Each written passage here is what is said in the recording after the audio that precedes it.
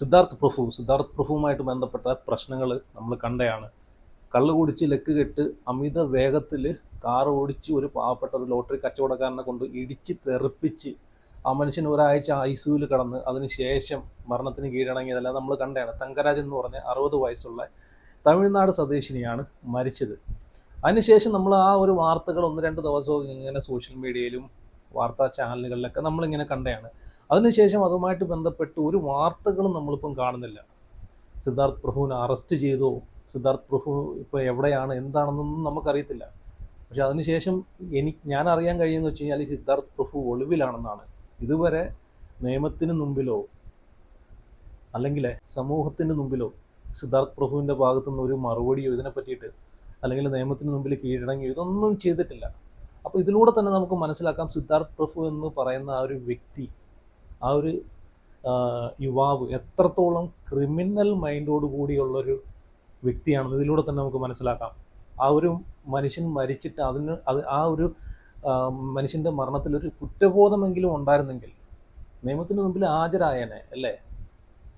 കാരണം ഇത് ഒരു അബദ്ധം പറ്റിയതോ അല്ലെങ്കിൽ ഒരു ആക്സിഡൻറ്റോ നമ്മൾ മനഃപൂർവ്വം അല്ലാത്തൊരു ആക്സിഡൻറ്റോ അല്ല, അറിഞ്ഞു വെച്ച് മനഃപൂർവ്വം അമിതമായിട്ട് മദ്യപിച്ച് കഞ്ചാവിനും കള്ളിനും ഇത് ലഹരിക്കൊക്കെ അടിമയായിട്ട് ഒരു തലയ്ക്കൊരു വെളിവില്ലാതെ ആ വീഡിയോ നമ്മളന്ന് കണ്ടതാണ് അല്ലേ. ആ വീഡിയോയിൽ കണ്ടു കഴിഞ്ഞാൽ തന്നെ നമുക്ക് മനസ്സിലാക്കാവുന്നേ ഉള്ളൂ സിദ്ധാർത്ഥ് പ്രഭുവിൻ്റെ അപ്പോഴത്തെ ആ ഒരു സിറ്റുവേഷൻ, എത്രത്തോളം ലഹരി അവൻ്റെ തലയ്ക്കകത്ത് കയറിയിട്ടുണ്ടെന്ന്, അവൻ്റെ ശരീരത്തിലൂടെ ആ ബ്ലഡിലൂടെ എത്രത്തോളം ലഹരി ഓടിക്കൊണ്ടിരിക്കുന്നത് നമുക്ക് അതിലൂടെ തന്നെ മനസ്സിലാക്കാം. കാരണം അത്രയും ബോധം പോലും ഇല്ലായിരുന്നു. പ്രവർത്തനത്തിന് വന്ന ജനങ്ങളെയും അവിടെ വന്നിട്ടുള്ള പോലീസിനെയും അത് സത്യം പറയുക ആക്രമിക്കാൻ പോകുന്ന ഒരു സിദ്ധാർത്ഥ് പ്രഭുവിനെയാണ് കണ്ടത്. അതിനുശേഷം ജനങ്ങളെല്ലാം കൂടെ പിടിച്ച് കെട്ടിപ്പൂട്ടി പോലീസിനെ ഏൽപ്പിക്കുന്ന സിദ്ധാർത്ഥ് പ്രഭുവിനെ നമ്മൾ കണ്ടതാണ്. അപ്പോൾ അത്രയും ബോധമില്ലാതെയാണ് ഇപ്പം അതിനെ ന്യായീകരിച്ച് സിദ്ധാർത്ഥ് പ്രഭുവിനെ ന്യായീകരിച്ചൊക്കെ ഒരുപാട് ആളുകൾ വന്നിട്ടുണ്ടായിരുന്നു. ഇപ്പോഴും ഉപ്പുമുളകും എന്നൊരു പ്രോഗ്രാമിൻ്റെ അടിയിൽ ചെന്ന് കഴിഞ്ഞാൽ സിദ്ധാർത്ഥ് പ്രഭുവിനെ കൊണ്ടുപോകാം, സിദ്ധാർത്ഥ് പ്രഭു ഇല്ലാതെ ഞാൻ ഇത് കാണത്തില്ല, ഉപ്പുമുളകും കാണത്തില്ല, സിദ്ധാർത്ഥ് പ്രഭു ഇല്ലാതെ ഒരു രസമില്ലെന്ന് പറയുന്ന ആളുകളാണ് കൂടുതലും. എന്തൊരു വൃത്തികെട്ട ആളുകളാണ് ഇവരെയൊക്കെ ഫാമിലിയിലുള്ള ആളെയാണ് ഈ വണ്ടി ഇടിച്ച് മരിച്ചതെങ്കിൽ, ഇവരെയൊക്കെ തന്തയാണ് മരിച്ചതെങ്കിൽ, ഇവരെയൊക്കെ ബ്രദറോ അല്ലെങ്കിൽ ഇവരെയൊക്കെ റിലേറ്റീവ്സോ ആണ് ആ മരിച്ചതെങ്കിൽ ഇവരൊക്കെ ഇങ്ങനെ പറയുമോ? സിദ്ധാർത്ഥനെ ഉപ്പും മുളകിലേക്ക് കൊണ്ടുവരണം, എനിക്ക് കാണാൻ തിടുക്കമാവുന്നു എന്ന് പറയുമോ? ഇപ്പോഴും നിങ്ങൾ ഉപ്പുമുളകിൻ്റെ ഓരോ എപ്പിസോഡ് നോക്കിക്കഴിഞ്ഞാൽ നിങ്ങൾക്ക് മനസ്സിലാക്കാവുന്നേ ഉള്ളൂ. ഉപ്പുമുളകിലോട്ട് ഈ സിദ്ധാർത്ഥ് പ്രഭു കയറിയിട്ട് ഏകദേശം 1 മാസത്തോളം ആയിട്ടേ ഉള്ളൂ.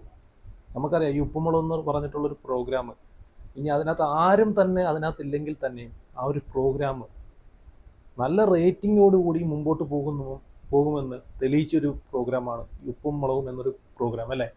അതിനകത്ത് അഭിനയിച്ചിട്ടുള്ള മുടിയൻ പോയി, നീല് പോയി, ബാല് പോയി, ഇവരൊക്കെ പോയ സമയത്തും ആളുകളെല്ലാവരും വിചാരിച്ചിരുന്നത് എന്താണ്? ഉപ്പുമുളകും തകർന്ന് തരിപ്പണമാവും, ഉപ്പുമുളക് എന്ന് പറഞ്ഞ പ്രോഗ്രാം ഇനി ആരും കാണത്തില്ല എന്നാണ് വിചാരിച്ചത്. എന്നാൽ അതിനേക്കാളും റേറ്റിങ്ങിൽ മുന്നിലാണ് ഇപ്പം ഉപ്പുമുളകും. ഇവരൊന്നുമില്ലാതെ തന്നെ വെറും കേശുവിനെയും അതുപോലെ മറ്റുള്ള 1-2 താരങ്ങളെയും വെച്ചാണ് ഇപ്പം ഈ ഒരു പ്രോഗ്രാം പോയിക്കൊണ്ടിരിക്കുന്നത്. അതിൻ്റെ ഇടയ്ക്കാണ് ഇപ്പം ഈ സിദ്ധാർത്ഥ് പ്രഭുവും കൂടെ വന്നു കയറിയത്. അതുകൊണ്ട് സിദ്ധാർത്ഥ് പ്രഭു ഇല്ലെന്ന് പറഞ്ഞിട്ട് ഉപ്പും മുളകിന് ഒന്നും സംഭവിക്കാൻ പോകുന്നില്ല. ഇത്രയും ക്രൂരമായിട്ടുള്ള മനസ്സുകൊണ്ട് നടക്കുന്ന ഇവനെയൊക്കെ ആ പ്രോഗ്രാമിൽ ഇനി തിരിച്ചെടുക്കല് അതാണ് വേണ്ടുന്നത്. കാരണം ഈ ഒരു വിഷയം നടന്ന് ഇത്രയും ദിവസമായിട്ട് പോലും സിദ്ധാർത്ഥ് പ്രഭുവിനെ പോലീസ് പിടിച്ചതായിട്ടോ സിദ്ധാർത്ഥ് പ്രഭു കീഴടങ്ങിയതായിട്ടോ അല്ലെങ്കിൽ സോഷ്യൽ മീഡിയകളിൽ ഈ ഒരു വിഷയത്തെ പറ്റിയിട്ട് അവൻ്റെ ഒരു എക്സ്പ്ലനേഷനോ ഒന്നും കണ്ടില്ല. അതിലൂടെ തന്നെ മനസ്സിലാക്കാവുന്നേ ഉള്ളൂ അവൻ്റെ മനസ്സിലെ ആ ഒരു ക്രൂരത അല്ലേ. പിന്നെ ഇതൊരു തമിഴ്നാട്ടുകാരനായതുകൊണ്ടാണോ നമ്മൾ മലയാളികൾ ഇത് ഏറ്റെടുക്കാത്തത്? അല്ലെങ്കിൽ നമ്മളെ നിയമപാലകർ ഇതിനെതിരെ പോകാത്തത്? ഒന്ന് ആലോചിച്ച് നോക്കിയേ. അവർക്ക് ആ മരിച്ച ആൾക്ക് ചോദിക്കാനും പറയാനും ആളില്ലാത്തതുകൊണ്ടാണോ? നേരെ മറിച്ച് ഈ ഒരു വിഷയം കേരളത്തിലാണ് നടന്നേക്കുന്നതെങ്കിൽ എപ്പോഴേ ആ കൊന്നവനെ പിടിച്ചേനെ അല്ലേ, എപ്പോഴേ ആ കൊന്നവനെ പിടിച്ചേനെ. നേരെ മറിച്ച് ഈ ഒരു വിഷയം ഒരു തമിഴ്നാട് ഒരു സെലിബ്രിറ്റിയുടെ വാഹനം തട്ടി ആ ഒരു മലയാളിയാണ് മരിച്ചതെങ്കിൽ ഇപ്പോഴും ആ ഒരു പ്രതിഷേധം നടന്നുകൊണ്ടിരുന്നേനെ. അതൊരു തമിഴ്നാട്ടുകാരനാണ്, ഒരു പാവപ്പെട്ടവനാണ്, ചോദിക്കാനും പറയാനും ആളില്ല എന്നുള്ളത് കൊണ്ട് മാത്രമാണോ ഈ ഒരു വിഷയം ചർച്ചയാവാത്തത്? ഇത്രയും ദിവസമായിട്ട് പോലും ഞാൻ എവിടെയും ഇപ്പം കാണുന്നില്ല സിദ്ധാർത്ഥ് പ്രഭുവുമായിട്ടുള്ള ബന്ധപ്പെട്ട ഒരു വാർത്തയോ ഈ ഒരു വിഷയമായിട്ട്. പിന്നെ അതുമായിട്ട് പിന്നെ എന്താണ് പോലീസിൻ്റെ ഭാഗത്തു നിന്നുള്ള ആ ഒരു പ്രതികരണം? വാർത്തകളിൽ പോലും ഞാൻ ഒന്നും കാണുന്നില്ല. അല്ല, തേച്ചു മായ്ച്ച് കളയുന്നു പറയത്തില്ലേ, പണമുള്ളവന് എന്തും ആവാമെന്നുള്ളൊരു ധാരണയാണ് ഇവിടെ കണ്ടുകൊണ്ടിരിക്കുന്നത്. ഇതിനെ സിദ്ധാർത്ഥിനെ ന്യായീകരിക്കുന്ന ജനങ്ങൾ, നിങ്ങളൊരു കാര്യം മനസ്സിലാക്കുക. ഇതൊരു അബദ്ധം പറ്റിയതാണെങ്കിൽ, ആദ്യമായിട്ടോ അല്ലെങ്കിൽ മദ്യപിച്ച് ശീലമില്ലാത്ത ഒരാളോ ആണെങ്കിൽ അതിനനുസരിച്ച് മദ്യം കഴിക്കൂ. മദ്യം കഴിച്ച് വാഹനം ഓടിച്ചു കഴിഞ്ഞാൽ ഞാൻ എവിടെയെങ്കിലും കൊണ്ടുവച്ച് കയറ്റും, ചാമ്പും എന്നുള്ളൊരു ബോധം വെച്ച് മാത്രമേ അവൻ മദ്യം കഴിക്കത്തുള്ളൂ. ഇതിനൊക്കെ അക്ഷരം തെറ്റാതെ വിളിക്കുന്നൊരു പേരാണ് പൈസയുടെ കുത്തിക്കഴുപ്പ്. കാരണം ഈ ഒരു പ്രോഗ്രാമുകളിലൂടെ ഇപ്പം തട്ടിമുട്ടിയും, ഈ സിദ്ധാർത്ഥ് പ്രഭു തട്ടിമുട്ടിയും എന്നൊരു പ്രോഗ്രാമിലൂടെയാണ് ഒരു ബാലതാരമായിട്ട് കയറി വരുന്നത് അല്ലേ. അതുപോലെ ഉപ്പുമുളകിൽ ഇപ്പോൾ അഭിനയിച്ചുകൊണ്ടിരിക്കുന്ന അൽസാബിത്ത് എന്ന് പറഞ്ഞിട്ട്, കേശു, മുടിയൻ, അങ്ങനെ ഒരുപാട് അതിനകത്ത് അഭിനയിച്ചുകൊണ്ടിരിക്കുന്ന എല്ലാവരും ഈ ഒരു പ്രോഗ്രാമിലൂടെയാണ് ജനങ്ങൾ അറിയുന്നതും അവരെ കുടുംബത്തിലെ ബുദ്ധിമുട്ടുകളും കഷ്ടപ്പാടുകളൊക്കെ ഈ ഒരു പ്രോഗ്രാമിൽ നിന്ന് കിട്ടുന്ന പൈസ കൊണ്ടാണ് അവരൊക്കെ മാറ്റിയത്. അപ്പം അതെല്ലാം കഴിഞ്ഞ്, കഷ്ടപ്പാടുകളും ബുദ്ധിമുട്ടും എല്ലാം കഴിഞ്ഞതിന് ശേഷം ബാക്കി വരുന്ന പൈസ എന്ത് ചെയ്യണമെന്നൊന്നും അറിയാതെ അത് തിന്നിട്ട് പല്ലിൻ്റെ ഇടയിൽ കയറുന്നത് പോലെ, പല്ലിൻ്റെ ഇടയിൽ കയറുമെന്ന് പറയുമല്ലോ, അതുപോലെ ബാക്കിയുള്ള പൈസയ്ക്ക് പെണ്ണ് പിടിച്ചും കള്ള് കുടിച്ചും അങ്ങനെ നടക്കുന്ന ഇതുപോലുള്ള ആളുകളെയൊക്കെ നമ്മൾ ഒരു കാരണം വെച്ചാൽ നമ്മൾ തലയേക്കേറ്റ് വെക്കാതിരിക്കുക. നമ്മൾ ഇങ്ങനെയുള്ള പ്രോഗ്രാമുകളൊക്കെ കാണുന്നുണ്ടെങ്കിൽ അത് ആ ഒരു സെൻസിലെടുത്തിട്ട് അപ്പോഴേ വിടുക. ഇവരെയൊന്നും അന്ധമായിട്ട് നമ്മൾ തലയിൽ കയറ്റി വെച്ച് ആരാധിക്കാതിരിക്കുക. കാരണം ഇങ്ങനെയുള്ള ഇതുപോലുള്ള തെമ്മാടികളെ നമ്മൾ ഒരു കാരണവശാലും നമ്മൾ റോൾ മോഡലായിട്ട്, ഇവരെയൊക്കെ റോൾ മോഡലായിട്ട് കൊണ്ടുപോകുന്ന ഒരുപാട് ആളുകൾ ഇപ്പോഴും ഉണ്ട്. അതുകൊണ്ടല്ലേ ഇങ്ങനെയൊക്കെ എന്തെങ്കിലും വന്നാൽ തന്നെയും അവരെ ന്യായീകരിച്ച് രംഗത്ത് വരുന്ന ഒരുപാട് ആളുകളെ നമ്മൾ കാണുന്നത്. കാരണം അവരെയൊക്കെ മനസ്സിൽ അത് പ്രതിഷ്ഠിച്ച പോലെയാണ് ഇവരെ കഥാപാത്രങ്ങൾ കയറ്റി വെച്ചേക്കുന്നത്. അവരെ കഥാപാത്രങ്ങളെയാണ് അവർ ആരാധിക്കുന്നത്. റിയൽ ലൈഫിൽ അതുപോലെ ആയിരിക്കണമെന്നില്ല അവർ. ഇപ്പം തന്നെ കണ്ടില്ലേ, അപ്പോൾ ഈ ഒരു വിഷയത്തിന് ശേഷം സിദ്ധാർത്ഥ് പ്രഭുവിൻ്റെ ഒരുപാട് കാര്യങ്ങൾ വെളി വന്നു. നമ്പർ 18 ഹോട്ടലിൽ വരെ സ്ഥിരമായിട്ട് പോയിക്കൊണ്ടിരിക്കുന്ന സിദ്ധാർത്ഥിനെ ആണ് നമ്മൾ ഈ ഒരു വിഷയത്തിന് ശേഷം നമ്മൾ അറിഞ്ഞത്.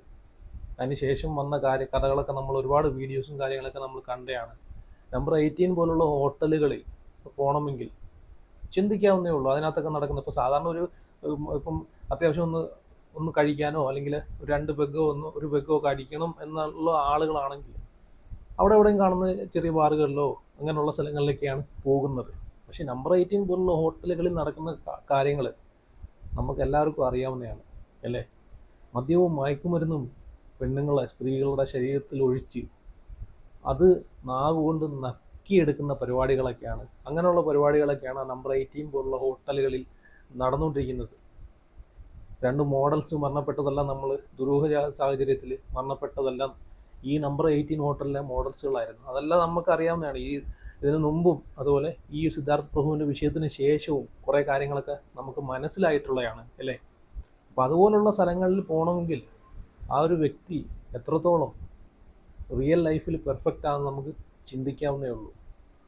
എന്തായാലും ഈ ഒരു കേസിൽ ആ ഒരു പാവപ്പെട്ട മനുഷ്യൻ മരണപ്പെട്ടിട്ട് ഇത്രയും ദിവസമായിട്ട് ഒരു വാർത്തയോ അല്ലെങ്കിൽ ഇതിനെതിരെ ഒരു നടപടിയോ സിദ്ധാർത്ഥ് എവിടെയാണെന്ന് പോലും ഇപ്പോഴും അറിയാൻ പറ്റാത്ത ഒരു സ്ഥിതിയാണല്ലേ. എന്താ അല്ലേ, ഒന്ന് ആലോചിച്ച് നോക്കിയേ. ഒരു സാധാരണക്കാരൻ്റെ അവസ്ഥ ഒന്ന് ആലോചിച്ച് നോക്കിയേ. നാളെ ഇത് സത്യം പറഞ്ഞാൽ ഇതിനൊക്കെ നല്ലപോലെ പ്രതികരിക്കണം. കാരണം അവർ ഒരു പക്ഷേ മലയാളി ഫാമിലി ആണെങ്കിൽ ഒരു പക്ഷേ ഇതിനെതിരെ അവർ പ്രതികരിച്ചേനെ. ഒരു തമിഴ്നാട് ഫാമിലി ആയതുകൊണ്ട് അവർക്ക് ഇതിനെ പറ്റിയിട്ട് കേരളത്തിൽ വന്ന് ഇതുമായിട്ട് ബന്ധപ്പെട്ട നിയമകാര്യങ്ങളൊക്കെ ചെയ്യാൻ അറിയാത്തതുകൊണ്ടായിരിക്കാം ഈ ഒരു കേസ് ഇപ്പോഴും, അല്ലെങ്കിൽ ഇത്രയും ദിവസമായിട്ടും ഈ സിദ്ധാർത്ഥ് പ്രഭു എവിടെയാണെന്നോ ഇതിൻ്റെ മറ്റുള്ള കാര്യങ്ങളോ ഈ കേസിൻ്റെ ഡീറ്റെയിൽസോ കാര്യങ്ങളോ ഒന്നും തന്നെ നമുക്കറിയാൻ പറ്റാത്തത് തന്നെ അല്ലേ. ഇതൊക്കെ പൈസ കൊടുത്ത് ഒതുക്കി തീർക്കും, അത്രയേ ഉള്ളൂ, അതിൽ കൂടുതലൊന്നുമില്ല. എന്തായാലും നമ്മളെപ്പോലുള്ള നമ്മളിൽ നിന്നുള്ള ഒരാളായതുകൊണ്ട് നമുക്ക് ചെയ്യാൻ പറ്റുന്ന കാര്യങ്ങളെന്ന് വെച്ച് കഴിഞ്ഞാൽ ഇതുപോലുള്ള ആളുകൾ അഭിനയിക്കുന്ന പരിപാടികളും പ്രോഗ്രാമുകളും സിനിമകളും എല്ലാം ബഹിഷ്കരിക്കുക, അതാണ് വേണ്ടുന്നത്. ഇനിയും നമ്മൾ കൊടുക്കുന്ന പൈസ കൊണ്ട് ഇതുപോലെ കള്ളും കുടിച്ച് പെണ്ണും പിടിച്ച് നമ്മളെപ്പോലുള്ള ഒരാളുടെ ജീവൻ ഇനിയും അല്ലെങ്കിൽ ഇതുപോലെ അപഹരിക്കും. അതുകൊണ്ട് ഇതുപോലുള്ള ആളുകളുടെ പരിപാടിയൊക്കെ ഇനി ടി വി സീരിയൽ പ്രോഗ്രാം ആയിക്കോട്ടെ, സിനിമ ആയിക്കോട്ടെ, എന്താണെങ്കിലും ബഹിഷ്കരിക്കുക. അതാണ് വേണ്ടുന്നത്.